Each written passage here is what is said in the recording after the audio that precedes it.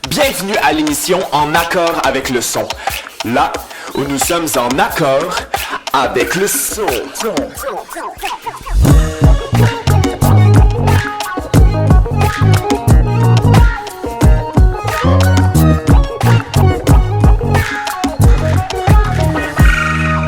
Cette semaine, le style musical auquel sera dédié l'épisode déroge un peu du style habituel de l'émission.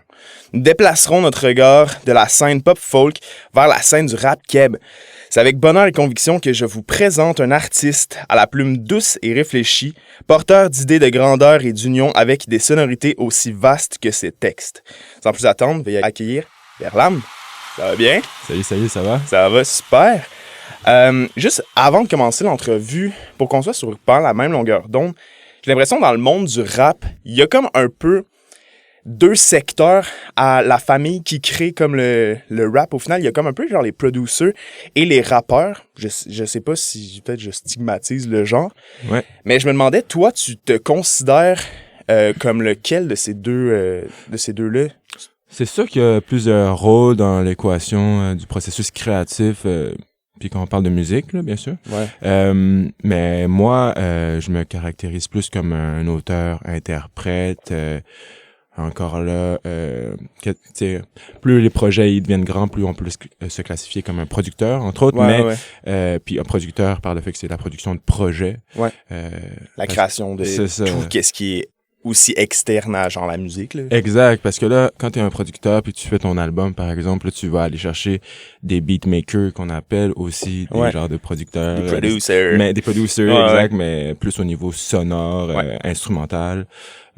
Puis après, t'as la personne qui écrit les textes, qui aussi visionne le monde créatif. Ouais. Donc, c'est pour ça que là, je finis par plus me caractériser comme certains producteurs, mais dans mon approche artistique, quand je collabore avec les beatmakers, c'est vraiment auteur-interprète.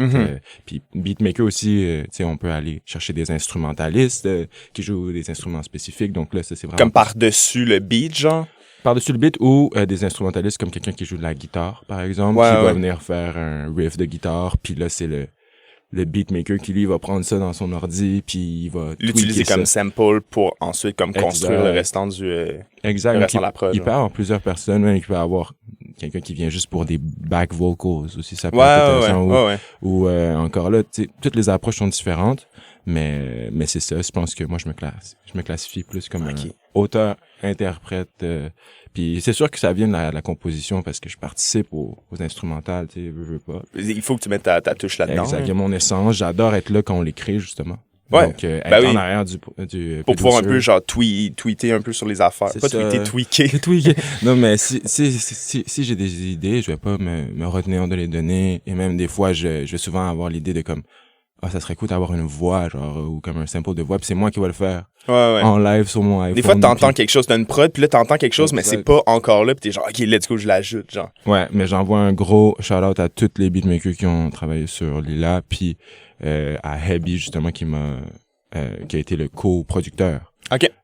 Donc, parce que lui, il a été là vraiment plus que comme un beatmaker ou comme un mix master engineer. C'était vraiment à la conception du projet en tant que tel aussi.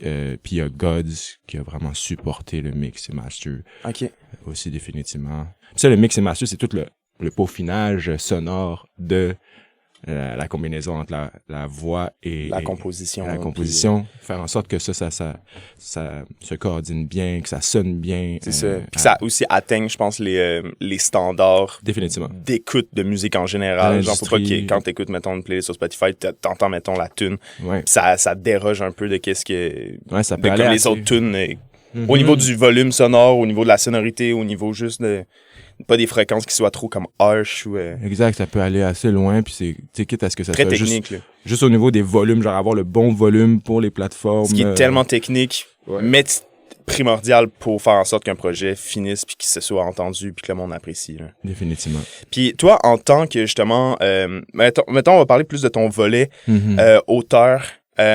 C'est quoi majoritairement que tu cherches à exprimer par tes mots, par les textes que tu fais? C'est quoi l'idée derrière ça? Y a-tu comme je sais pas, un système, j'allais dire un système de valeurs, là, mais juste genre, tu sais, comme, c'est quoi, mettons, les thèmes qui t'inspirent majoritairement dans l'écriture de tes textes? C'est ça. Ben, c'est sûr que ça va varier à chaque fois que je crée une nouvelle chanson, dans le sens que je me base beaucoup sur comment je me sens dans le moment présent. OK. Qu'est-ce qui s'est passé dans la journée même ou dans la dernière semaine, dans le dernier mois. Donc, de rester proche de mes émotions puis de ce qui se passe en ce moment quand j'en viens à créer. Mais ça m'amène à connecter avec le passé, avec le futur, right? Mais c'est quand même... Ouais. D'ouvrir une porte puis il y a plein de trucs qui vont s'en sortir. Ouais. Exact. Donc, jamais de trop overthink ça, de me connecter avec ce qui te vient en tête sur le moment. Mais définitivement, le bien-être tourne autour de ce que je projette constamment.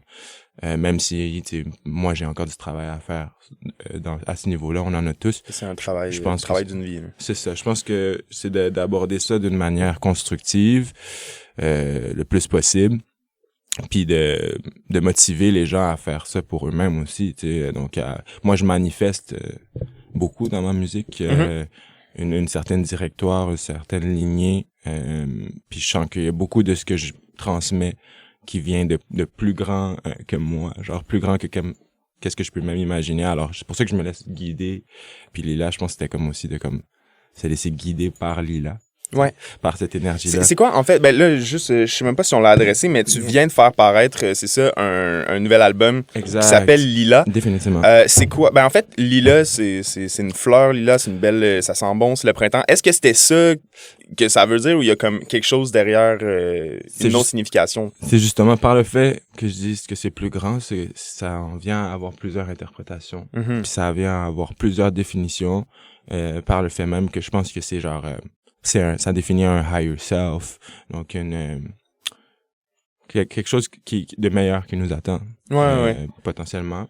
Donc c'est comme ça un peu, j'ai pas essayé d'y mettre des mots précis, mais c'est sûr que ça peut faire référence à la femme, donc mon contraste absolu, parce que moi je suis un homme, autant que par la fleur de Lila, la floraison, donc même comment les fleurs ils partent en hiver et reviennent, et il y a des cycles.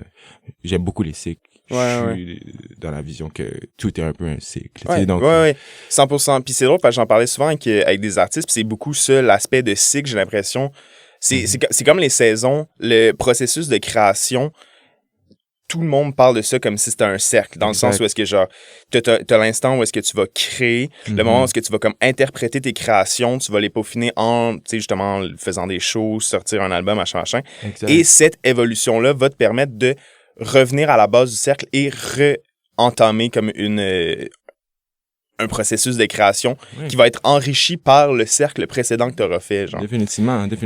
Donc, tu sais, même Lila, ça a été enrichi par le projet que j'avais fait avant. J'imagine, c'est sûr. J'avais pas réfléchi de même, mais à cause que mes pensées ou ce que je mets de l'avant est filtré dans une certaine voie, alors ça fait juste du sens que le projet après soit encore plus concret dans cette voie-là.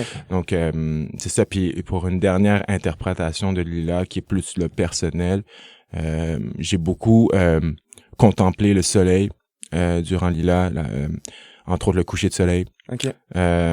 Puis parce que mon dernier projet avant Lila, il s'appelait Énergie, c'était une trilogie. Ouais, t'avais 3 albums, je pense que t'as drop 3 albums en genre 2 ans. C'est ça, c'était une trilogie, donc je l'ai moins vu comme un album, mais c'est vrai que c'était 3... c'est quand même des solides... dans le sens c'était 3 fois 7 chansons. Donc ça pourrait être vu comme un album, mais j'ai moins décidé de le vendre comme ça par le fait de le vendre, de le mettre de l'avant comme ça.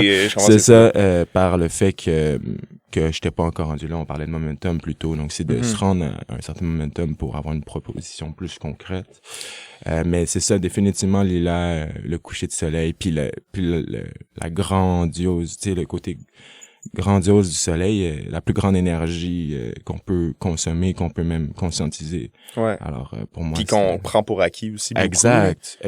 Mais c'est dur de ne pas le prendre pour acquis, hein. Tous les matins, il va se réveiller, mais s'il le fait pas, tout est fini, tu sais, dans le sens, il est très pris pour acquis, mais c'est la raison de vivre de tout ce qui existe. Fait que c'est une entité assez mythique, le soleil, en vrai, là. Ouais, puis tu sais, dans Lila, par exemple, je dis, Je te remercie d'être passé dans le ciel aujourd'hui. Ouais. Il y avait que toi pour me comprendre. Tu sais, un truc comme ça. Donc, je remercie le soleil de certaine manière. Ouais, c'est magnifique. Sens-tu que le fait que tu sortes, mettons, tu sais, justement, tu t'as fait paraître les énergies 1, 2, 3, 3 gros projets en un court laps de temps. Sens-tu que ça a justement aidé un peu à comme sculpter le personnage, pas le personnage, mais sculpter, mettons, l'artiste que, mettons, on peut entendre aujourd'hui sur Lila, par exemple? Définitivement.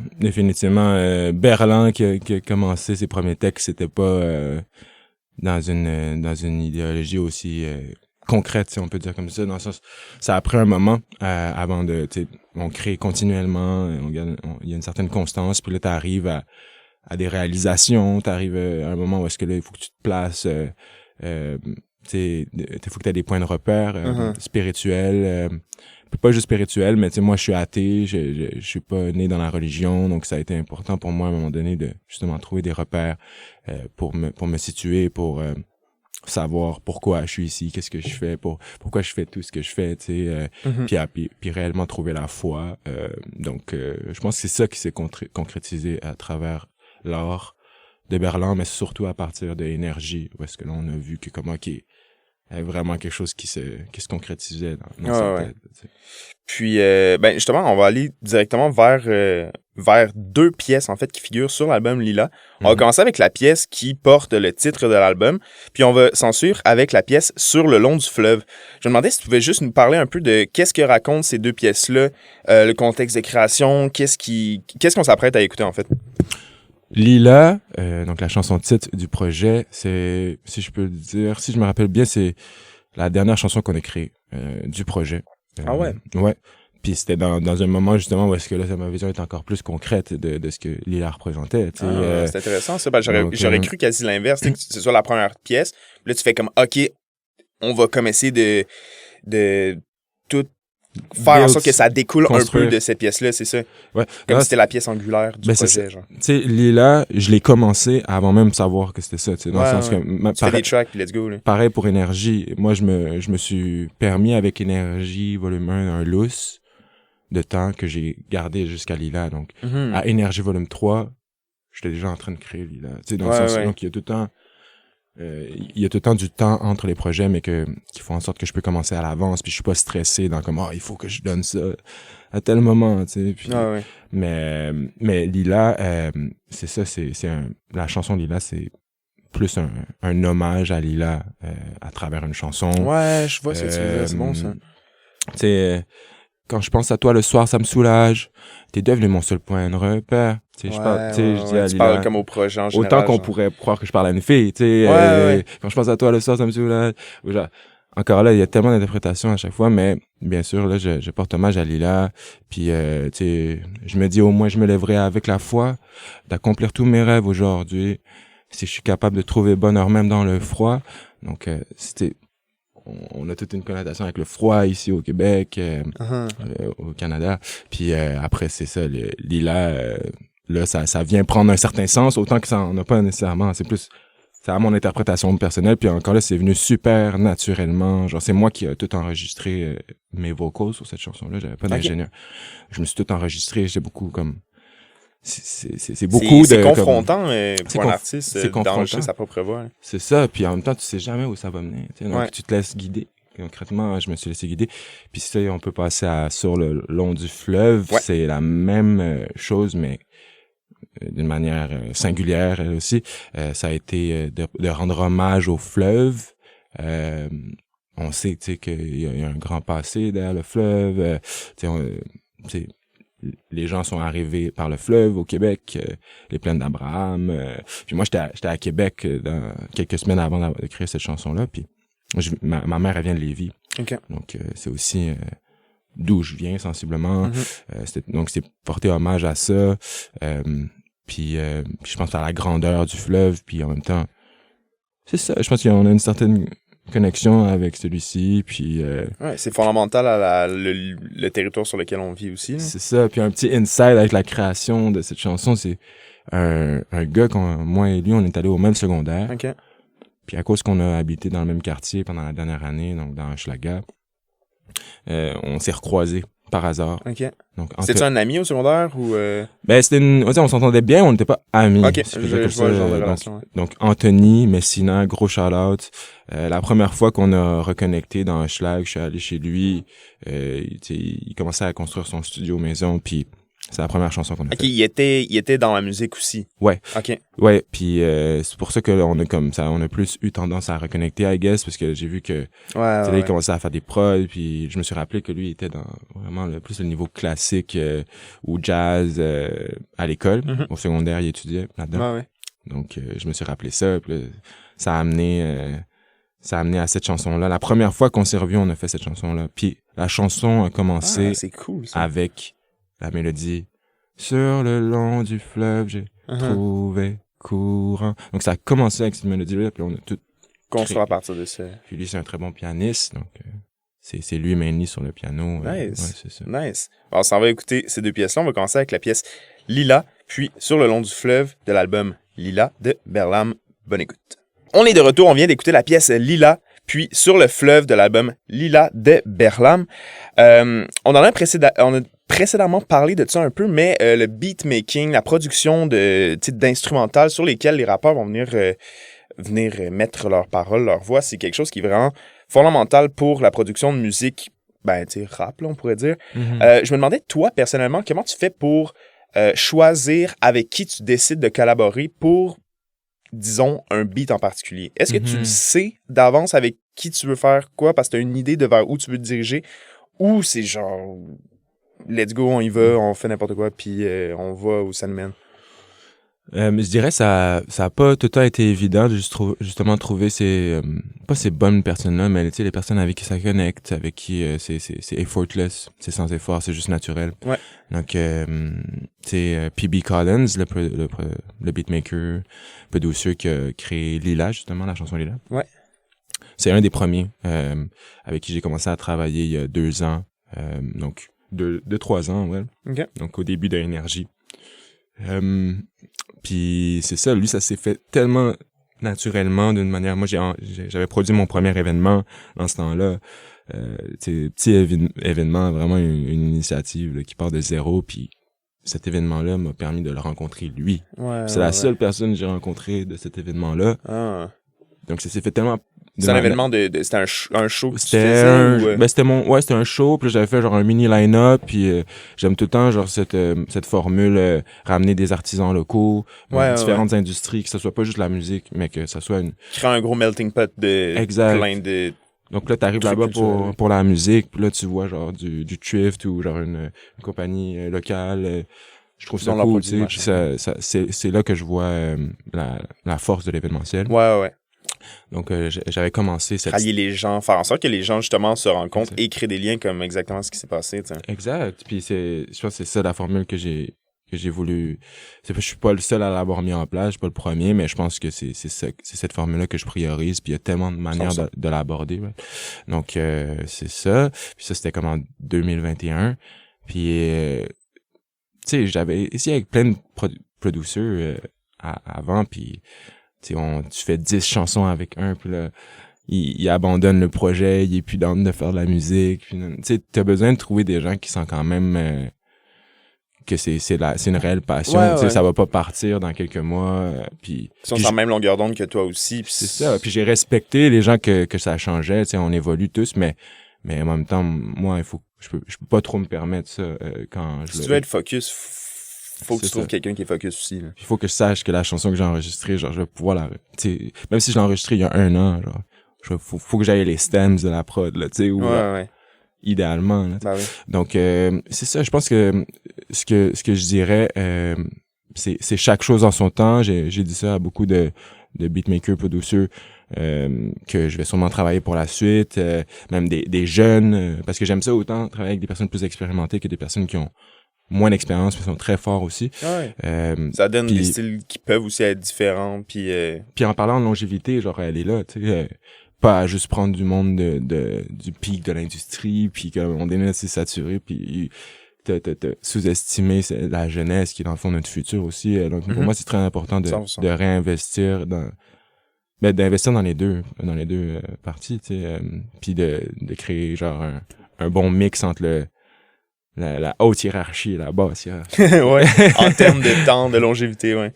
Est-ce que ça arrive des fois que, puis là, peut-être que ça a aucun sens, ça va être aberrant, mais est-ce que ça arrive que les textes viennent avant les beats?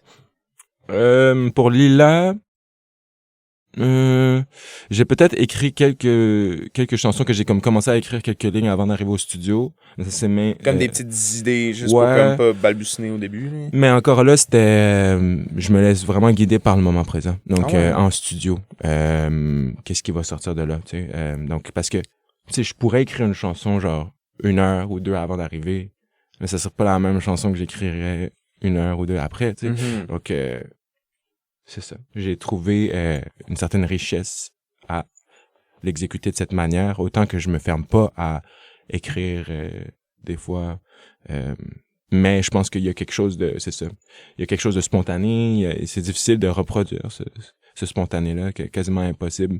Donc, si tu es connecté avec tes émotions, plus tu vas les atteindre de manière spontanée. Puis, je sais pas, parce que j'ai beaucoup tenté d'écrire dans le passé, tu sais, à essayer d'avoir mon texte prêt pour le studio. Puis là, si j'arrive au studio, genre chaleur, genre je suis stressé, tu sais. Tu veux livrer qu'est-ce que t'as préalablement fait parce que t'es pas comme... Puis je l'ai visionné d'une certaine manière, puis là, je veux que ce soit de cette manière-là, puis des fois, j'imagine aussi, ça peut ne pas coller. Tu sais, si t'arrives, mettons, avec une page où est-ce que t'as tout fait comme ta rédaction, tu sais, t'as écrit ton texte, disons, la rédaction, je crois que ça faisait cours de français, mais tu sais, t'arrives en studio avec ça, puis finalement, tu sais, mettons, l'esthétique, mettons, du texte, peut-être va avoir un clash avec l'instru, puis là, t'arrives, là, t'es comme, ah, merde, je peux pas comment faire un tout nouveau parce que je veux m'en tenir à cela parce que je l'aime bien, mais là, après ça fonctionne pas, puis... C'est ça. Puis ça, c'est propre à chacun, hein, parce que des gens qui vont préférer avoir ce support-là écrit. Ouais. Moi, c'est juste comme, ça s'est amené à ça. Même au début, jamais je me serais imaginé, genre, arriver au studio sans rien, sans avoir écrit quelque chose, parce que ça aurait été peut-être encore plus de stress à gérer intérieurement, tu sais. Mais quand tu finis par avoir des personnes qui te font confiance, puis ils voient la juste valeur à ce que tu proposes, là, tu peux arriver en studio plus comme casual, genre en mode sans pression, puis être toi-même, tu sais. Être toi-même réellement. C'est ça aussi beaucoup du travail dans ça, dans la musique, puis dans la vie en général, tu sais. Que tes intermédiaires te permettent de connecter davantage avec toi-même. Donc, quand je fais ça, moi, c'est genre, tu sais, quand j'écris pas ou quand je me laisse aller plus, c'est pas que j'écris pas, c'est plus en mode, c'est ça. Ça va vraiment être le moment présent, ça va être vraiment genre... l'émotion. Ouais, puis peut-être même le producer avec qui je travaille, genre, on va avoir une discussion avant, genre juste avant de faire la session. Puis ça va influencer le reste. Définitivement. C'est très rare que je vais commencer la session. Genre, j'arrive, hey, what's up? Parle-moi le micro, là, tu sais. Non, c'est genre... genre, mettons, ta tête, ton corps, c'est comme un canal qui vient comme... Dans laquelle, mettons, la vibe va passer par ta tête, va comme tout être influencé par tout ce qui se passe dans toi, puis après ça, tu le ressors via, mettons, le chant, le rap. Exact. J'ai beaucoup de références rap. En fait, pas de références, mais comme... Il y a beaucoup de rap qui m'a influencé, si je peux dire comme ça, mais en même temps, c'est plus le chant sur le quoi je me focus. Donc c'est ça qui est intéressant parce que on va me classifier comme un rappeur, autant que moi, je comprends ça, mais en même temps, je suis comme... Je me limite pas, par exemple, au rap. Autant que c'est quelque chose que j'adore. J'adore le rap. C'est plus de dire où est-ce que tout ça peut aller. Ben c'est ça, tu sais, comme moi, j'avais été introduit à ta musique en me faisant dire, justement, tu sais, comme t'étais rappeur, machin et tout. Puis là, j'ai écouté Lila, justement, puis j'étais comme, OK, ben tu sais, oui, tu sais, je vois, c'est du rap. Mais tu sais, comme tu disais, tu sais, comme dans Sur le fleuve, tu sais, c'est un hook très mélodique. Puis là, j'écoutais l'album, j'étais genre, tu sais, c'est très mélodique quand même, genre, puis tu sais, c'est pas comme juste des bars, c'est des bars. Non, c'est ça. Puis c'est pas dans le but, tu sais, le rap est beaucoup centré sur... En fait, il y a du rap conscient, il y a du rap de tout. Mais moi, je suis pas dans le... C'est dur pour moi de clasher, tu vois. J'ai de la misère à... En fait, j'ai sûrement commencé, justement, avec plus cette initiative de le faire des bars, puis de 10, puis nanana, puis... Mais plus le temps avançait, moins c'était ça qui me... C'est ça. Tu viens à trouver qu'est-ce que t'aimes, qu'est-ce que tu souhaites faire. Puis souvent, En fait, souvent, je me parle à moi-même comme je te parle à toi, puis comme je nous parle à nous. Donc, de me 10, puis de nous 10. Genre, moi, c'était difficile pour moi de m'apporter vers un meilleur moi-même. Tu sais. Donc, c'est ça. Je remets en question les choses constructivement, puis des fois, ça va être plus dark, des fois, ça va être plus joyeux.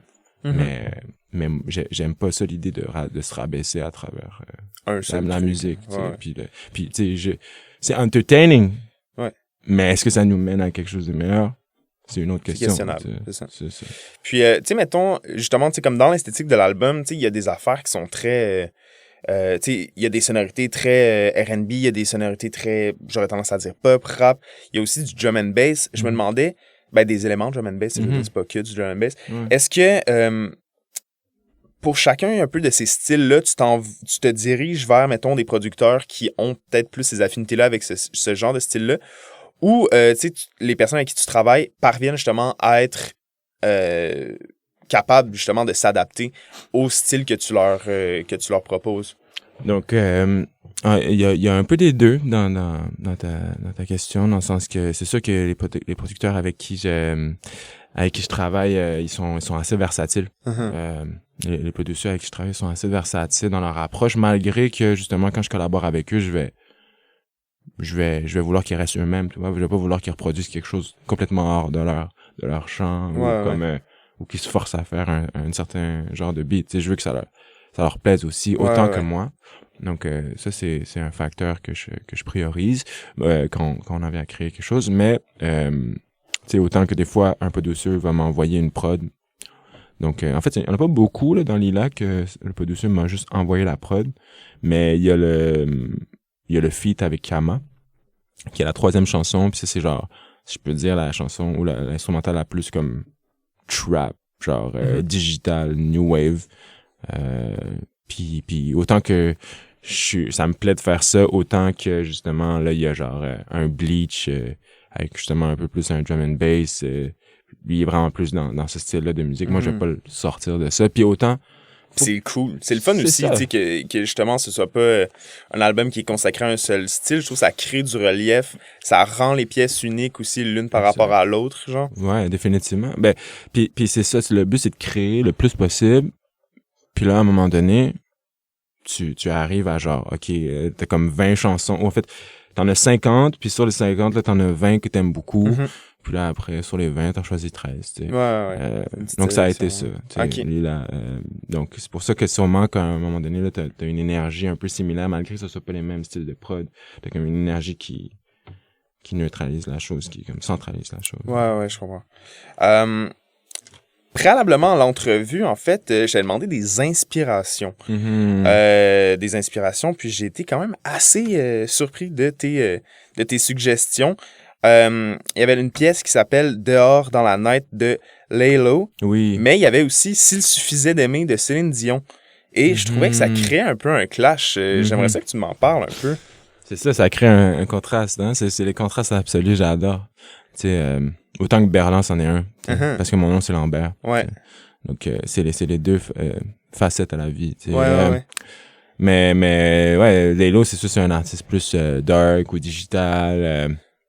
Mais qui m'a beaucoup inspiré, là, certainement dans les dernières années. Quand on entend quand j'ai écouté la pièce, j'étais genre, tu sais, ça a du sens, là, par rapport à ta personnalité artistique, là. Définitivement, hein, je respecte son monde créatif, vraiment. C'est très cool. Il apporte ça, justement, à un niveau qui n'a pas nécessairement été atteint, ou pas atteint, mais c'est comme les gens n'ont pas décidé de le pousser aussi loin à mon interprétation, dans le monde aujourd'hui. Donc, ça, je respecte ça beaucoup de lui. Puis Céline Dion, ben, c'est juste ça.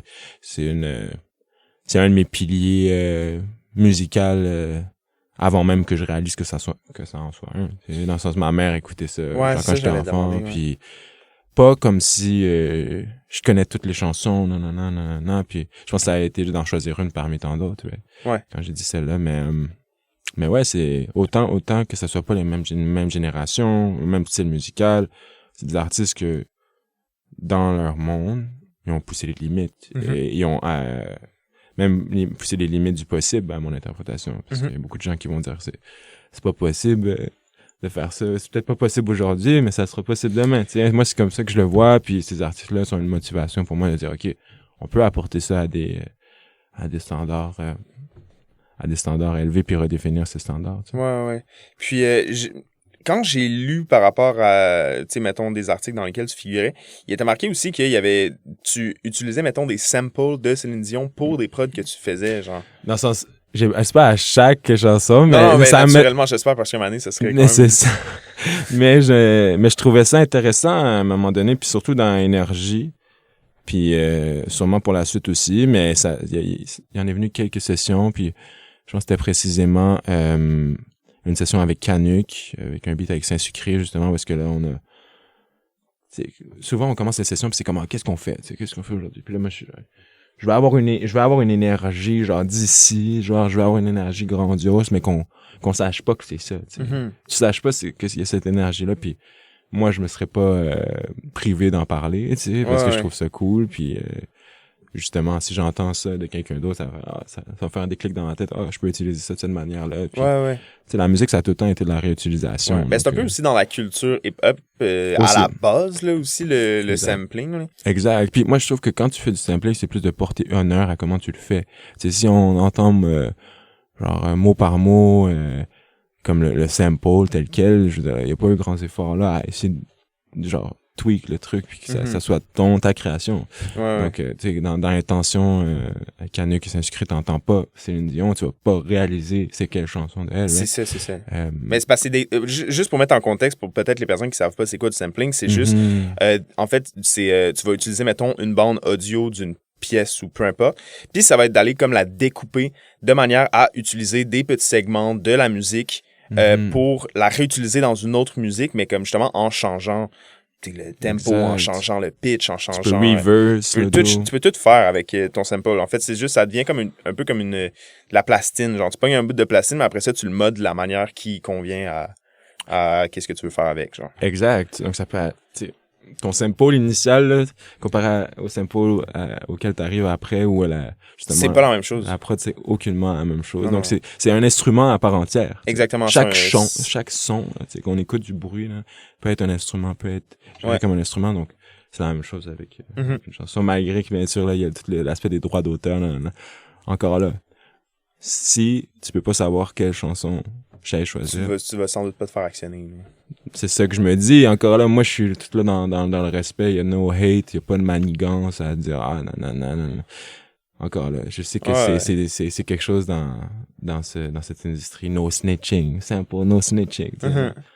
Ouais. C'est correct. Moi, je m'assume, tu vois, j'ai pas de problème avec tout ça. Ben c'est juste loufoque, tu sais, je veux dire, c'est à la base de qu'est-ce qu'est la culture hip-hop. Exact. Moi, dans ma tête, ça a été fait avec respect. Il y a personne qui est là pour, genre, voler le cash de Céline, tu sais, c'est pas de même que ça se passe, là. Puis pas moi, ça, ce que j'en serais venu à me dire, c'est moi-même, là, tu sais, si je fais une chanson, là, puis il y a quelqu'un qui s'aime pas ma chanson. C'est pas un petit extrait, un petit ouais, puis qui réussit à, genre, faire un plus grand banger avec que moi, j'ai réussi à faire avec ma propre chanson, ben... Props à ça. Props à cette personne-là, tu sais, c'est comme, pourquoi...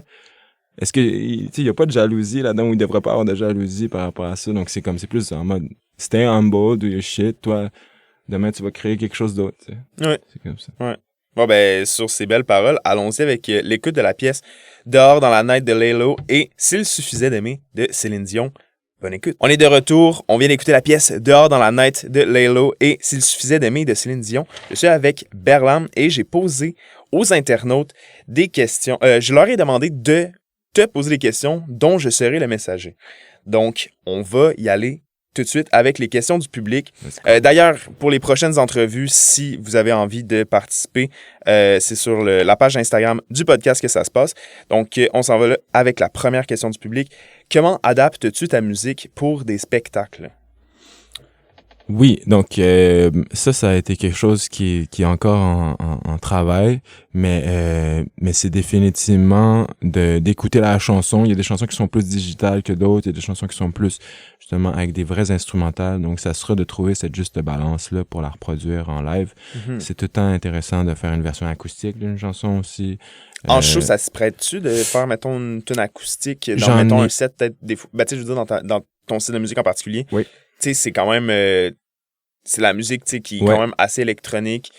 Est-ce que mettons une pièce acoustique a sa place là-dedans? Comment tu le sens? Définitivement, je pense que c'est plus que si c'est la première fois que tu performes cette chanson-là, laisse le temps à la chanson de prendre vie pour là ensuite faire une version acoustique. C'est plus que ce que j'aurais à dire à ce niveau-là, mais non, il y a pas de limite à ce niveau-là, plus de dire si t'as le goût de faire une version acoustique puis que ça le fait bien parce que c'est comme justement une chanson qui pogne plus puis que en fait que toi tu connectes plus avec let's go, tu sais. Je me rappelle avoir fait une version acoustique de Ta vie qui est plus disponible malheureusement à cause des conflits d'intérêts, mais c'est plus de dire c'est ça, c'est tout le temps intéressant de visionner comment, mais même à l'avance, avant de créer ta chanson, comment tu vas la performer en live. Donc ça a été quelque chose beaucoup dans ma tête comme quand j'ai créé Lila. Puis autant que ça soit au niveau vocal qu'au niveau instrumentaliste, right? Parce que c'est comme là tu t'as beau faire la chanson la plus cool ever, genre avec plein d'effets sur ta voix et tout, mais si t'es pas capable de la reproduire en live, c'est dur. Tu sais aussi comme ça fait moins de sens. Donc j'aurais définitivement pris ça en considération dans Lila pour être le plus capable de reproduire mes chansons, pas telles quelles, mais comme de manière à l'aise en live. Puis encore là, qu'est-ce qui est cool avec le live, c'est que ça soit pas la même chose que dans la chanson initiale. Donc, tu sais, il y a tellement d'approches. Je pense que, tu sais, il y a Mioza, justement, mon boy qui fait ma première partie demain. Okay. Lui, il a fait un projet il y a 1 an, même peut-être un peu plus que ça, puis il a décidé de ressortir le même projet 1 an après, mais en instrumental. Ouais, j'ai vu que c'est quand même une pratique des fois assez courante pour certains artistes. Ça. C'est une belle manière de rafraîchir le truc. Genre. Vraiment. Puis là, ça lui permet de faire justement, demain, il va être là avec son band. Tu sais, moi, j'ai pas un band complet demain. Puis encore là, on parle demain, mais au lancement officiel de Lila, c'est moi, c'est plus une formule piano, trompette. Okay. Donc c'est en mode, je suis en train de travailler ma formule de band, mais je veux pas qu'on saute les étapes. Ouais. Tu travailles-tu aussi, mettons, avec un DJ qui va comme... Oui, un DJ. Ouais. Ouais, définitivement. Mais tu sais, par exemple, j'ai essayé de mettre un drummer sur Lila, puis c'était cool. C'est plus de dire, c'est moins ce qu'on recherchait. Donc des fois, tu sais, tu vas vouloir garder plus ce côté digital ou ce côté des drums tel quel de la chanson. 100%. Autant que des fois, tu vas vouloir le reproduire en live. Donc, c'est tout à ta discrétion, tu sais, de voir ce qui fonctionne mieux, puis avec les ressources que tu as, bien sûr. 100%. On va y aller avec une prochaine question. La personne se demandait, est-ce que tu as majoritairement été influencé par le rap français ou par du rap américain? Ouais, des US. Ça a été vraiment un mix des deux. Vraiment un mix des deux. Puis par rap français, je sais pas si on parle de rap français de France ou si on parle de rap keb aussi. Je pense qu'on parle sensiblement du rap français de France. OK. Parce que bien sûr que nous, là, on est dans le milieu des deux. C'est genre à savoir les artistes d'ici. Est-ce qu'ils s'influencent plus de la France ou des US? 100%. Moi, je suis dans la chanson française, francophone, encore là. Parce que j'ai appris qu'il faut dire plus francophone que française, parce que française, ça dit... C'est comme la musique française, puis là, ça englobe pas la musique québécoise. Non, mais c'est vrai qu'il y a une petite subtilité dans c'est vrai, donc c'est francophone, tu sais. Ouais, donc, pour moi, ça a été beaucoup des deux. Beaucoup des deux, mais je pense même plus le rap US avant le rap français. Genre, mais j'ai l'impression la musique. Je sais pas, je parle pour moi, mais en grandissant, j'ai été beaucoup plus exposé par le rap des States que le rap français. Genre, le rap français, j'ai l'impression que c'est venu quand j'étais grandi. Là. Puis c'était moins big, hein, genre, dans le sens, ça c'est devenu de plus en plus gros, là, tu sais, au fil des années, surtout dans les 10 dernières années, 20 dernières années, parce que, oui, il y avait du rap français avant, mais tu sais, les US, c'est sûr, là, c'est même eux, ils se basent sur les US, donc, normal que nous aussi, qu'on soit juste à côté, on soit bercé dans cette culture-là, là, c'est ça. Puis, la personne se demandait aussi, mettons, quels sont, mettons, des rappeurs américains. Parce que là, j'en conclus ta réponse, c'est majoritairement peut-être plus, tout en gardant le français aussi, mais peut-être plus grande influence de par le rap des States. As-tu des artistes, des rappeurs producers des States qui... Ouais. Joey Badass. Tu sais, ça a été un des premiers que genre j'ai vraiment plus écouté. Tupac, Flatbush Zombies. Ah ouais, OK. Quand même des styles quand même assez différents. Ouais, différents, définitivement. Amy Winehouse, j'adore. Grande rappeuse. Alicia Keys. J'aime plein d'artistes. Michael Jackson. Puis encore là, genre, tu sais, si on reste pas juste au US, mais Bob Marley. Ouais. Il y a plein de personnes. Puis encore là, je pourrais en nommer plein. Puis je suis pas comme un... Moi, je vais te nommer quelques noms parce qu'ils m'ont marqué, mais je serais pas genre un savant de tout ce qu'ils ont fait ou de toutes leurs c'est juste la musique que t'as appréciée puis avec lesquelles t'as grandi. Je préfère pas m'éterniser à tout savoir, mais plus à comme appliquer. Profite, let's go. Hein. C'est ça. Mais c'est que tu sais, il y a des gens que c'est très important pour eux de tout savoir, genre les détails de l'industrie. Puis non. Pour moi, c'est important de savoir les bonnes bases définitivement. Mm-hmm. Mais je trouve qu'encore là, je préfère me garder du temps pour appliquer 100%. que de discuter puis tu sais se battre sur des points, genre tu sais des points de vue là, tu sais. Ouais. Y a-t-il des collaborateurs avec qui tu as commencé à travailler par exemple qui sont par la suite devenus tu sais vraiment comme des proches, des amis proches? Ouais, définitivement. Comment ça se crée justement c'est un coup de foudre artistique qui transgresse vers comme une amitié extra artistique, genre? C'est ça. C'est pas tout le temps évident, surtout quand genre toi t'es encore en train de te découvrir en tant qu'artiste ou en tant que créatif, parce que là tu vas avoir certains services, donc aller en studio, enregistrer, avoir des prods, non, ça peut coûter très cher, ça coûte cher. Donc c'est pour ça que c'est pas évident. Quand l'argent est impliqué, c'est pas évident de créer des relations amicales sincères. T'sais. Ouais. Donc pour moi ça a été en fait c'est venu assez naturellement, mais je pense que par exemple les gars de Maze, que ce soit Gods, que ce soit Twenty, que ce soit Heavy, que ce soit Fabio, que ce soit aussi toutes les producers, beatmakers que j'ai rencontrés à travers eux, ou ouais, c'est sûr que c'est devenu des amis. Puis là, il y a pas de doute à ce niveau-là. Mais il y a définitivement, c'est genre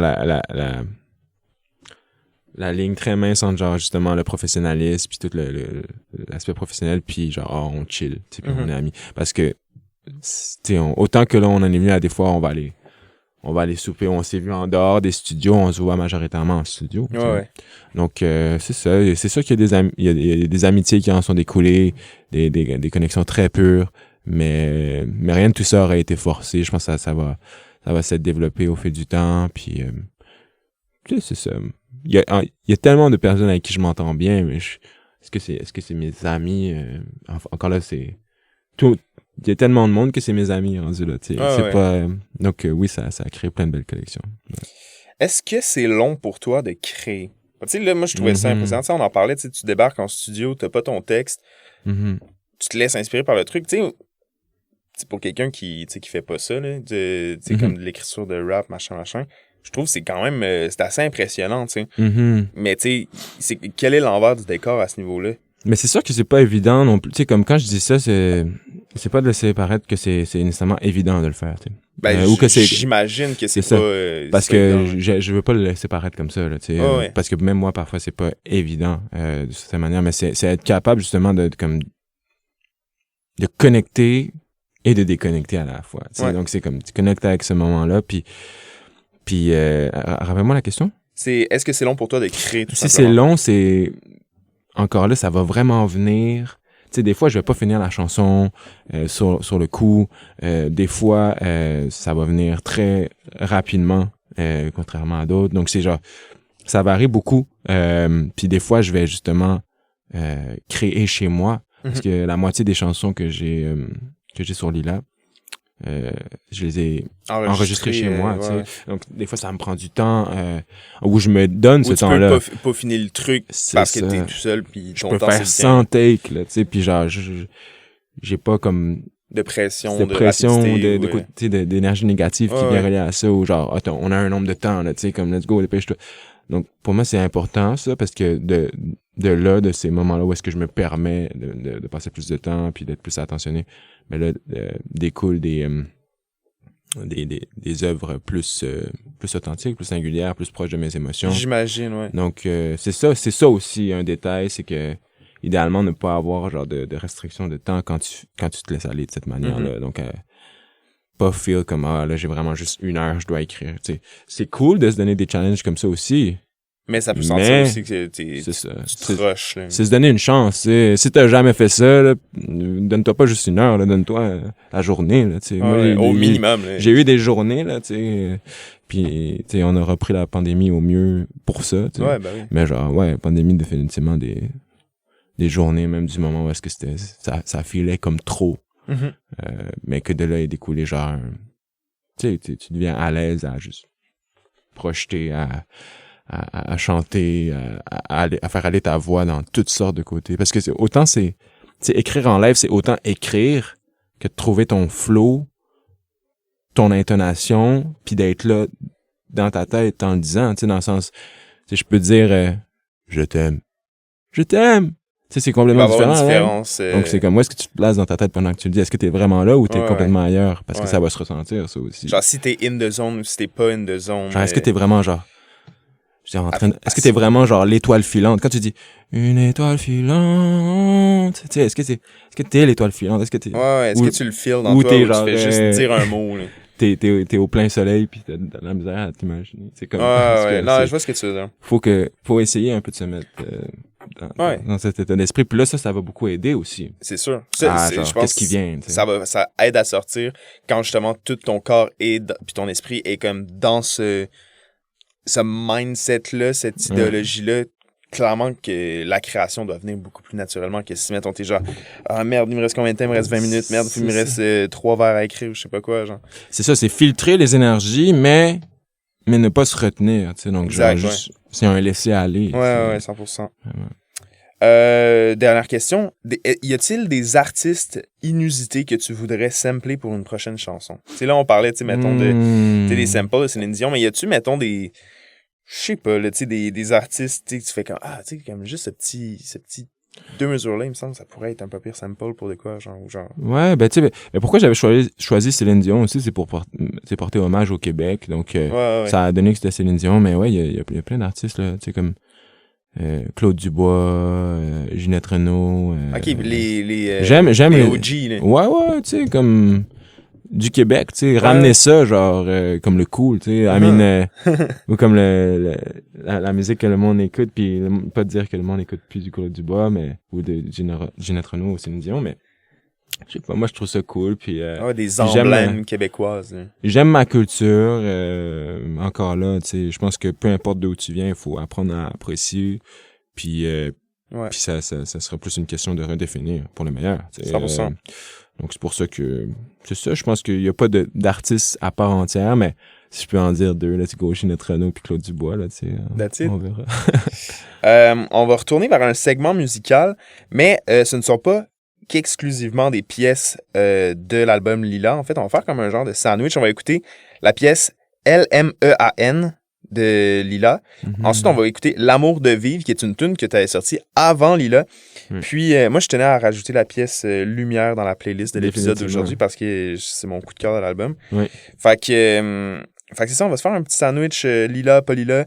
Veux-tu nous parler un peu de ces pièces-là? Premièrement, L-M-E-A-N, c'est un acronyme pour quelque chose? Le monde est à nous. Donc, c'est ça. À la place d'écrire le titre de la chanson Le monde est à nous, j'ai décidé de mettre l'abréviation. Puis ouais, c'est ça. C'est pas plus deep que ça. En même temps, c'est ça pique la curiosité. Ouais. Puis là, c'est un feat avec Young Rose, où est-ce qu'il répète ce que je dis au début de la chanson, mais en anglais, lui, à la fin. Ouais. Donc, c'est comme on fait une passe, puis c'est un cycle, c'est un loop. En même temps, t'as le français puis l'anglais. On monte aussi, tu sais, comme...